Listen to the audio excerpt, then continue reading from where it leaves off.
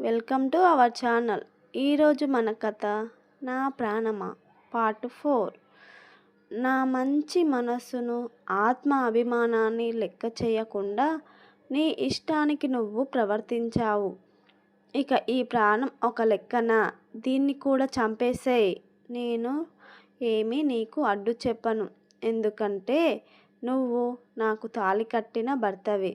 నా మీద పూర్తి అధికారాలు, హక్కులు నీకు ఉన్నాయి. నువ్వు నన్ను చంపేసినా బ్రతికించినా అది నువ్వు మాత్రమే చేయగలవు అని అరుస్తున్న అక్షరను చెంప మీద గట్టిగా కొట్టాడు అభి. ఏంటి, ఎందుకు అలా అరుస్తున్నావు? నన్ను మంచిగా కూడా నిద్రపోనివ్వవా? దయ్యం పట్టినట్టు పిచ్చిదానిలా మధ్యరాత్రి అలా అరుస్తున్నావు అని అభి కోపంగా అంటాడు. మంచి నిద్రను పాడు చేశావు. ఇంకోసారి పిచ్చిదానిలా అరిచావు పీక పిసికి చంపేస్తా. నోరు మూసుకొని పడుకో అని గంభీరమైన వాయిస్తో అన్నాడు అభి. అప్పుడు అక్షర మనసులో అనుకుంటుంది, అయ్యో ఇదంతా నేను కలగన్నానా? సడన్గా ఆమె శరీరాన్ని చూసుకుంది. ఆమె ఒంటి మీద చీర అలాగే ఉంది.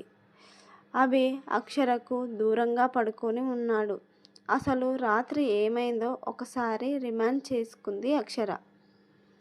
లోపలికి వచ్చిన తర్వాత అక్షర అభికి దొరకకుండా దూరంగా పారిపోతుంటే చెయ్యి పట్టి తీసుకొచ్చి బెడ్పై విసిరేశాడు. తర్వాత అభి వచ్చి ఆమె ప్రక్కకు చేరాడు. ఆమె వైపుకు తిరిగి ఆమె పాదం నుండి తలకాయ వరకు వస్తున్న సుగంధ పరిమళాలను ఆస్వాదిస్తూ ఆమె మీద అలాగే పడిపోయాడు అభి. అభి ఎక్కడ అక్షరను సొంతం చేసుకుంటాడేమోనని భయపడి, చెడిపోయిన ఆడదానితో పడుకుంటారా అభిగారు అని గట్టిగా అనబోయి చిన్నగా గునిగింది. అప్పటికే గురక సౌండ్ వినబడుతుంటే తల తిప్పి అతని ముఖం వైపు చూసింది. అప్పటికే అభి నిద్రపోయి కనిపిస్తున్నాడు అక్షరకు. ఇంతసేపటి వరకు అభి ఏం చేస్తాడో ఏమో అని భయపడిన అక్షర ఇప్పుడు మామూలుగా అయింది. అభి ఆమె మీద పడుకునేసరికి అక్షరకు చాలా బరువుగా అనిపిస్తుంది. పక్కన పడుకోబెడదామని లేపుతున్న అక్షరకు కొంచెం కూడా లేపలేకపోతుంది. అసలే అభి 90 kgs కదా, అంత బరువును అక్షర ఎలా లేపుతుంది? ఆమె గుండెల మీద కష్టంగా గాలి పీల్చుకుంటున్న అభిని చూసింది అక్షర.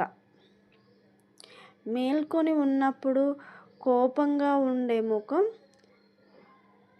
అభి పడుకున్నప్పుడు అతని ముఖం ప్రశాంతంగా ఉంది. ఒత్తైన జుట్టు, షార్ప్గా చంపేసేటట్టు చూసే కళ్ళు ఇప్పుడు కొంచెం నార్మల్గా కనిపించాయి. గులాబీ రంగులో ఉండే అతని పెదవులు, తెల్లటి శరీరం చూడ్డానికే చాలా హ్యాండ్సమ్గా హాట్గా హీరోలాగా ఉంటాడు అభి. అభిని అలా చూసేసరికి అక్షర పెదవులు విచ్చుకున్నాయి. అసలు అభి అక్షరను ఎందుకు అబద్ధం చేసుకుంటున్నాడు అర్థం కావడం లేదు.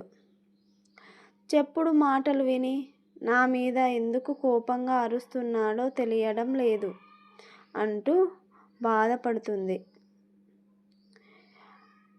అక్షర మనసులో అనుకుంటుంది, నిజ నిజాలు తెలుసుకోకుండా నన్ను ఇబ్బంది పెట్టడం తప్పు కదా అని అక్షర లోపల కుమిలిపోతుంది. ఎవరు ఏం చెప్పారో, ఎలా చెప్పారో, ఎందుకు చెప్పారో తెలియడం లేదు ఆమెకు. నిజానికి ఈయన స్నేహితుడు నా వల్లనే చనిపోయాడా? అతడు చనిపోయినందుకే నన్ను అపార్థం చేసుకుంటున్నాడా అని నేను నిజం తెలుసుకోవాలి అని అనుకుంటుంది అక్షర. అదే నిజమైతే అతని స్నేహితుడిని ఎందుకు చనిపోయాడో నాకు తెలియదు. నేను నిర్దోషిని అని అభికి చెప్పాలి. నా భర్తను నేను ఎలాగైనా మార్చుకొని తీరుతాను అని మనసులో అనుకుంటుంది అక్షర. అక్షరకు అభి అంత దగ్గరగా ఉండేసరికి ముద్దు పెట్టుకోకుండా ఉండలేకపోతుంది. ఎందుకంటే అభిని ప్రాణం కంటే ఎక్కువగా ప్రేమిస్తుంది అక్షర. అందుకే అభి ఎంత ఇబ్బంది పెడుతున్నా ఇష్టంగా భరిస్తుంది. కానీ అతనిని ఎదిరించి మాట్లాడలేదు. మనం ఎవరినైనా మనస్ఫూర్తిగా ప్రాణం కంటే ఎక్కువగా ప్రేమిస్తే వాళ్ళు ఎంత కష్టపెట్టినా ఇష్టంగా భరిస్తాం. కానీ వాళ్లకు ఎదురు సమాధానం చెప్పము. వాళ్ళు నిజం తెలుసుకున్నప్పుడు మనకంటే ఎక్కువగా ప్రేమిస్తారు కాబట్టి అని అక్షర అనుకుంటూ అతని బుగ్గపై ముద్దు పెట్టి అతని చుట్టూ చేతులు చాపి గట్టిగా హత్తుకొని ఇష్టంగా పడుకుంది అక్షర. అలా గాఢ నిద్రలో ఉండగా ఒక్కసారిగా అక్షరకు పీడకల వస్తుంది. అభి ఎప్పుడు లేచి ఆమె మీద నుండి చేరాడో అక్షరకు తెలియదు. పిచ్చి పట్టిన దానిలాగా అరుస్తుంటే అభి లేచి అక్షర ముఖంపై గట్టిగా ఒక దెబ్బ కొడతాడు. అంతే. అక్షర ఉలిక్కిపడి లేచి కూర్చుని బెదురు చూపులు చూస్తుంది. ఏ అక్షర, నీకు పిచ్చి పట్టిందా? దెయ్యం పట్టిందా? ఎందుకలా పిచ్చి కుక్కలా అరుస్తున్నావు? ఇంకా నయం, నా గొంతు పిసికి చంపలేదు అంటూ కోపంగా అరిచాడు అభి.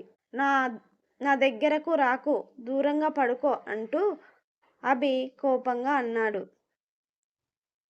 ఇప్పుడు నేను ఎలా పడుకున్నాను అని మనసులో గుసగుసగా అనుకుంది అక్షర. ఏంటే, ఏం మాట్లాడుతున్నావు అని కసిరిస్తాడు అభి. ఏం లేదు అభిగారు, ఇప్పుడు కూడా నేను నీకు దూరంగానే పడుకున్నాను కదా అని అంటుంది అక్షర. ఈ కథ మీకు గనక నచ్చినట్టయితే లైక్ చేయండి, షేర్ చేయండి. మీ అమూల్యమైన సందేశాన్ని కామెంట్ రూపంలో తెలియజేయండి.